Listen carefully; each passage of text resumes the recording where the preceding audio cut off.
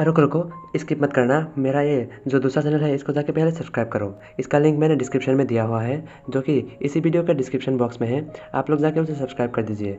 मेरा ये चैनल बनाने का मोटिव यही है कि मैं ये चैनल में आगे और भी वीडियो अपलोड करूँगा। अगर मेरा ये जो अभी का चैनल है ये कभी भी डिलीट भी हो गया तो आप लोग जाके उस चैनल में आगे की वीडियो देख पाएंगे। और उस चैनल में मैं जल्द ही कोई एक न्यू मानवा सीरीज शुरू करेंगे, तो फिर जाके उस चैनल को सब्सक्राइब कर दीजिए। So thanks for support and enjoy the video. तो ये एपिसोड वहीं से शुरू होता है जहाँ पर पिछला एपिसोड खत्म हुआ था। लिन और गिल मास्टर एक साथ ही उस घोस्ट टेरिटरी के अंदर एंटर कर जाता है। एंटर करते ही वहाँ की सजावट को देखकर लिन मन ही मन सोचता है कि यहाँ की सजावट और लाइटनिंग को देखकर ऐसा लग रहा है कि यहाँ किसी की शादी होने वाली है। और पीछे से गिल मास्टर कहती है कि रुको, मैं पहले इस जगह की थोड़ी मुआयना कर लेता हूँ। और वो अपने पास से एक पेपरमैन को निकाल कर उड़ा देता है, पर वो पेपरमैन कुछ देर जाते ही जलकर राख हो जाता है, जो देखकर गिल मास्टर बहुत ही ज़्यादा हैरान हो जाता है। और वो बाकी सबसे कहती है कि जल्दी से अपनी अपनी गोस्ट स्पिरिट को समन करने की कोशिश करो। और वो लोग भी कहती है हमारा गोस्ट स्पिरिट भी समन नहीं हो रहा, हमें तो अपना गोस्ट स्पिरिट महसूस ही नहीं हो रहा। दूसरी तरफ ये सुनकर लिन सोचता है क्या इन्हें अपना गोस्ट स्पिरिट महसूस नहीं हो रहा। सभी की गोस्ट स्पिरिट की यह हालत देखकर गिल लीडर भी घबरा जाती है और सभी से कहती है कि जल्दी करो, सब लोग बस से बाहर निकलो। और सभी लोग बाहर निकलने के लिए पीछे ही मुड़ता है कि उस गेट का दरवाज़ा ढाम करके बंद हो जाता है। और ये देखकर सभी लोग बहुत ही ज़्यादा हैरान हो जाता है। कुछ लोग जाके उस डोर को खोलने की कोशिश करता है, पर वो डोर बिल्कुल नहीं खुलता। वो लोग कहता है कि बॉस ये डोर तो खुल ही नहीं रहा। तभी उनको पीछे से किसी की चिल्लाने की आवाज़ सुना देता है। ये आवाज़ सुनकर लिन और बाकी के सभी पीछे मुड़ के देखता है तो पीछे की दरवाज़ा ढाम करके टूटता है और एक बंदा आकर गेट से टकराता है और नीचे धीरे धीरे गिरता है और वहीं पर वो मर जाता है। ये देखकर लिन मन ही मन सोचता है ये तो वही बंदा है, ये तो वही घोस्ट मास्टर है जो मुझे मारना चाहता था। और दूसरी तरफ वही टूटी हुई दरवाजे के अंदर से वही गोस्ट स्पिरिट बाहर आती है, जिसका रैंक बी रैंक होती है। जिसे देखकर असिस्टेंट गिल लीडर से पूछती है कि गिल लीडर अब हम क्या करें। जो सुनकर गिल लीडर कहती है कि हमें अभी थोड़ा दिमाग से काम लेना पड़ेगा। ये गोस्ट टेरिटरी बाकी सारी गोस्ट टेरिटरी से बहुत अलग है। ये किसी का भी गोस्ट को उसकी गोस्ट मास्टर से अलग कर सकता है। इस गोस्ट स्पिरिट की यही एबिलिटी इसे इनविंसिबल यानी कि कोई इसे इस गोस्ट टेरिटरी के अंदर बिल्कुल भी नहीं हरा पाएगा, इसके बाहर ही इसे हरा पाएगा। और वो कहती है कि हम इस गोस्ट स्पिरिट को बिल्कुल भी नहीं हरा सकते इसके अंदर, तो फिर लगता है कि मुझे अपनी जान को कुर्बान करना ही पड़ेगा और मुझे अपनी फोर्स जिया को जगाना ही पड़ेगा।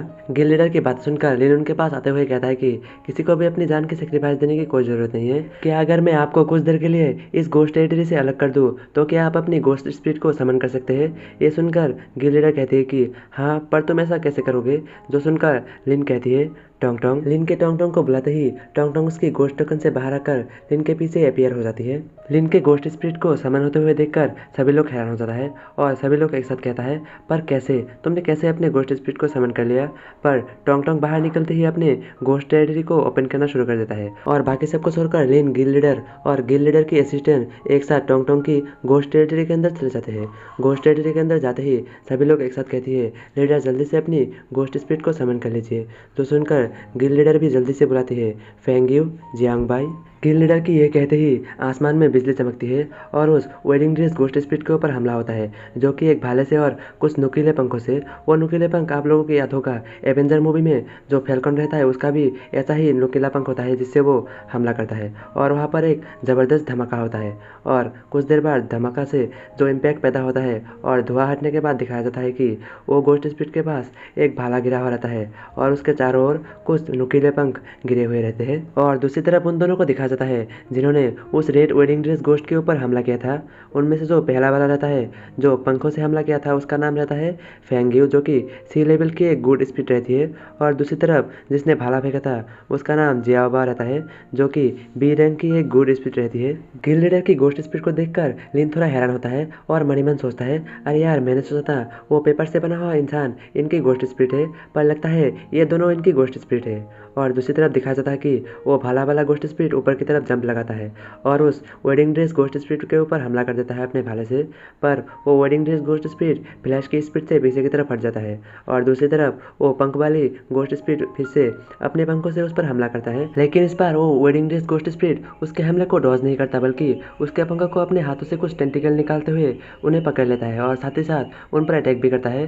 जो देखकर लिन मन ही मन सोचता है इन सभी का स्ट्रेंथ तो बराबर की ही है, यही मेरे लिए अच्छा अपॉर्चुनिटी है। मैं इस बी लेवल की रैंक फैंग की गोस्ट स्पिरिट को इसका शूज़ अभी दे सकता हूँ क्योंकि ये लड़ने में बिजी है और इसका जो वेडिंग ड्रेस है वो इस गोस्ट शूज़ के साथ अट्रैक्ट होगा और वो लड़ने से उसके साथ ध्यान भटकेगा। तो फिर मेरा ये सही अपॉर्चुनिटी है उसे ये शूज़ देने का। और लिन अपने सिस्टम से उस शूज़ को निकाल लेता है। शूज़ को निकालते ही उस गोस्ट स्पिरिट की वेडिंग ड्रेस उसकी तरफ अट्रैक्ट होता है और वो गोस्ट स्पिरिट वहीं पर थम जाता है। और लिन सभी से चिल्लाकर कहता है कि सभी लोग अटैक करना बंद करो, जो सुनकर गिल्ड लीडर हैरान हो जाता है और वो कहती है कि क्या तुम कहना क्या चाहते हो। ये सुनकर लिन कहता है कि मैं उसे कुछ देर के लिए सप्रेस कर दिया है, वो कुछ देर के लिए नहीं हिल पाएगी। जो सुनकर गिल्ड लीडर उस तरफ देखती है तो वो सच में ही नहीं हिल रही रहती, इसीलिए गिल्ड लीडर उन सभी को रुकने के लिए कहती है। उन सभी के रुक जाने के बाद लिन अपने हाथ में वो शू को पकड़ते हुए उस गोस्ट स्पिरिट की तरफ आगे बढ़ने लग जाता है, जो देखकर घोस्ट मास्टर गिल्ड के लीडर पीछे से देखकर घबरा जाती है और वो कहती है कि लिन वहाँ पर मत जाओ, वहाँ पर खतरा है। पर लिन आगे बढ़ते हुए उस गोस्ट स्पिरिट को देखते हुए मन ही मन सोचता है कि ये मुझे ज़रूर ही अपनी दूसरी गोस्ट स्पिरिट के रूप में चाहिए। और वो उस गोस्ट स्पिरिट के पास जाकर हल्का सा स्माइल करते हुए कहता है कि क्या ये आपकी शूज़ है, मुझे ये कहीं से मिल गई, मैं आपको ये लौटाने आया हूँ। जो देखकर वो गोस्ट स्पिरिट अपने पास से टेंटिकल निकाल कर उस शूज़ को पकड़ लेती है और अपने पास ले लेती है। वेडिंग ड्रेस गोस्ट स्पिरिट को वो शूज़ देते ही लिन के सिस्टम से नोटिफिकेशन आता है, आपका मिशन पूरा हुआ, आपको इस गोस्ट स्पिरिट की तरफ से 15 बॉन्ड पॉइंट मिलता है। और दूसरी तरफ गिल्ड लीडर ये सब देखकर हैरान होते हुए मन ही मन सोच रही रहती है कि क्या सच में उसने उसे वो शूज़ दे दी। और वो लिन से कहती है, लिन फैंग कहे तुम इस इविल गोस्ट स्पिरिट को कंट्रोल करके अपनी दूसरी गोस्ट स्पिरिट तो नहीं बनाना चाहते। ये सुनकर लिन फैंग कुछ भी नहीं कहता। पीछे से गिल्ड लीडर फिर से कहता है कि ये गोस्ट स्पिरिट बहुत ज़्यादा स्ट्रांग है और साथ ही साथ ये एक इविल गोस्ट स्पिरिट भी है और ये हेवन डिफाइन रिलम की एक गोस्ट स्पिरिट है, ये बहुत ज़्यादा स्ट्रांग है, तुम इसको कंट्रोल करने के लिए जाओगे तो तुम्हारा जान खतरे में आ जाएगा, ये बहुत ज़्यादा डेंजरस है।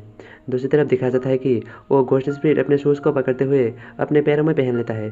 पैरों में पहनते ही उसके ऊपर एक एनर्जी बीन गिरता है और सभी लोग देख के सोचता है कि ये कितना ज़्यादा स्ट्रांग हो रहा है। इस एनर्जी बीन के गिरने के साथ ही उस गोस्ट स्पिरिट का लेवल अप हो जाती है और वो गोस्ट स्पिरिट बी रैंक से ए रैंक तक पहुंच जाती है। तो क्या लिन उस गोस्ट स्पिरिट को अपना सेकंड गोस्ट स्पिरिट बना पाएगा या फिर वो गोस्ट स्पिरिट लिन पर ही हमला कर देगा। जानने के लिए देखते रहिए आगे आने वाले एपिसोड्स।